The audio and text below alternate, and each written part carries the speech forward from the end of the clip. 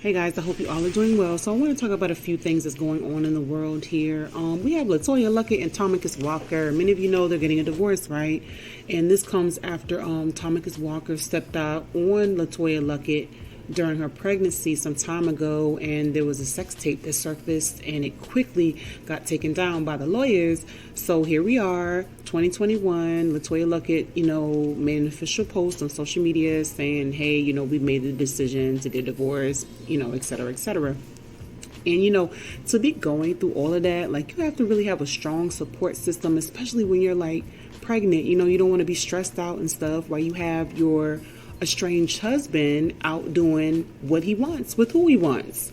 And then after Letoya Luckett made her post, it was Tommuicus made a post as well and was I never stepped out on my wife, along with some other stuff that he said. And I was you need to grow up. You really need to grow up. You know what you did. Don't sit here and try to pull a wool over our eyes like we did not see what was going on. I remember I was watching an episode of the Book of John Gray when John Gray and Avatar Gray had their show on the OWN network. And Letoya Luckett was basically saying, everybody else is married and has a family. And, I want to have mine too. I want to be married too. She just seemed frustrated. And I was like, oh, Letoya Luckett, I understand. But the thing is you have to enjoy your singleness. You have to prepare in the meantime until it's time. Some people rush into relationships and marriage and they're not ready, and then they crash and burn, So it's if you listen to the words of Tony Gaskins, Minister Tony Gaskins, he will help you to understand that all of this is true. All of this is definitely true. You need to prepare yourself, enjoy your singlehood, date yourself, love yourself. And that man will come.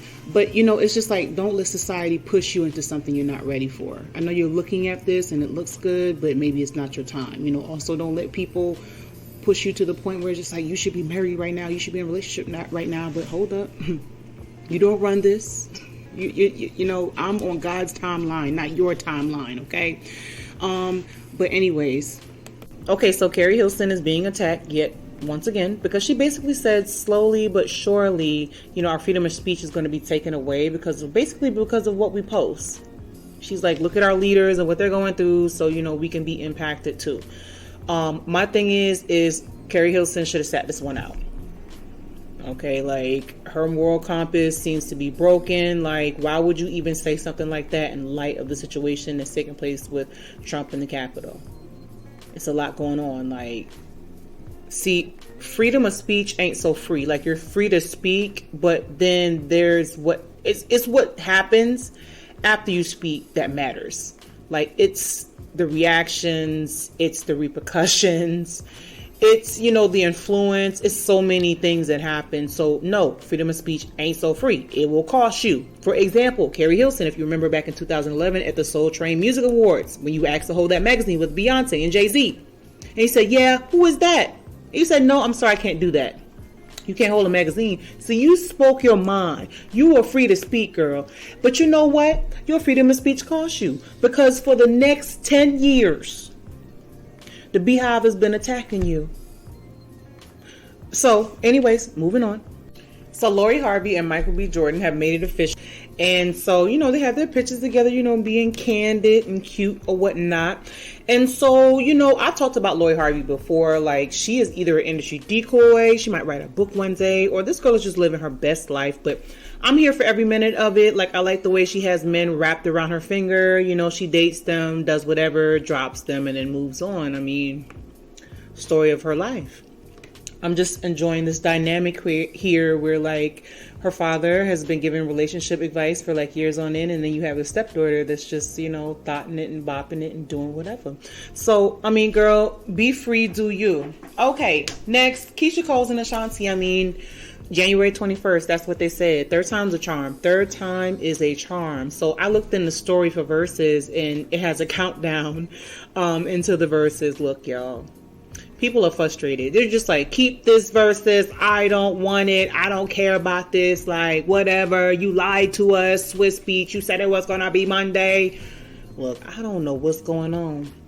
But I know that when my phone says Verzuz is going live, I'm going to click and I'm going to watch still. So skip the frustration. It ain't that serious. Just, I don't know what's going on behind the scenes, but I do hope they get it together. If they don't, we'll move on. Okay, so Howard University has a new editor-in-chief of the Howard magazine, and it's an Asian woman named Rin Yu. So I find this to be quite interesting. Social media is mad confused and outraged. They're just like, wait, shouldn't a black person be over the Howard magazine?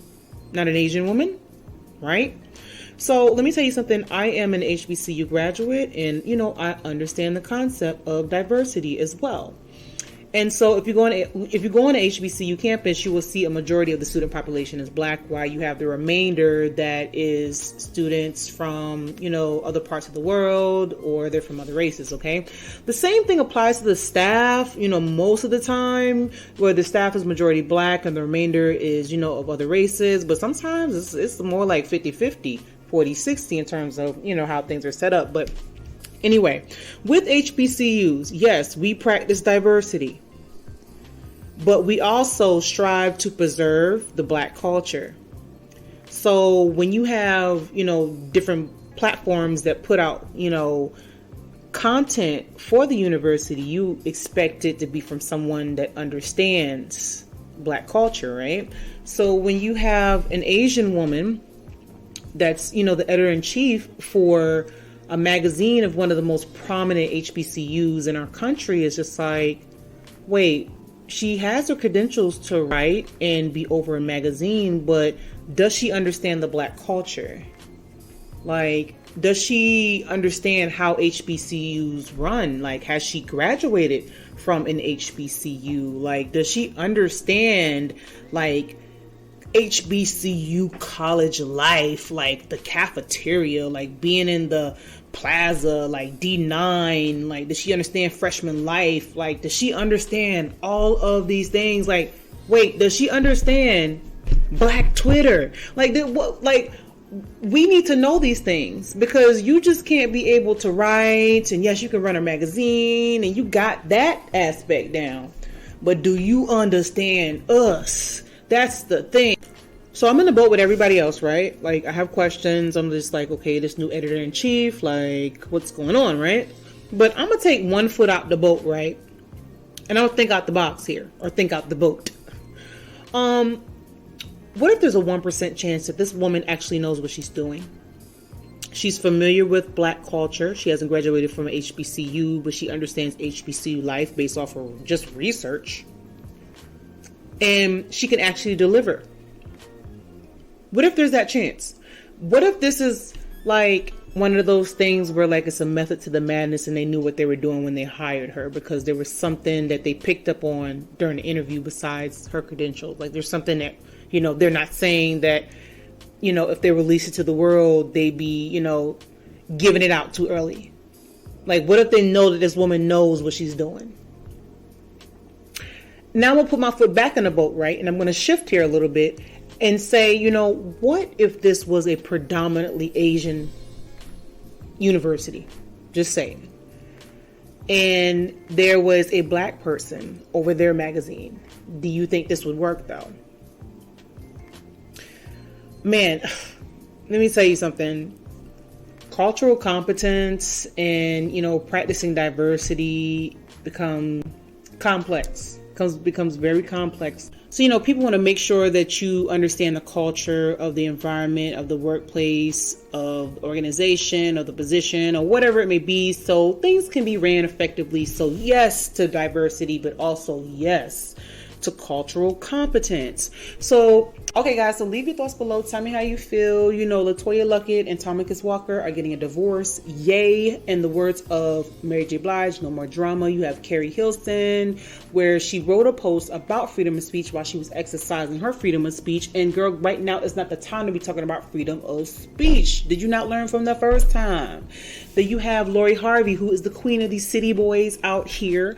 You have Ashanti and Keyshia Cole's that's about to versus us to death. Like, I mean, this third time, child, I hope it's really a charm. So, whatever. And then we have the new editor-in-chief for Howard University, guys.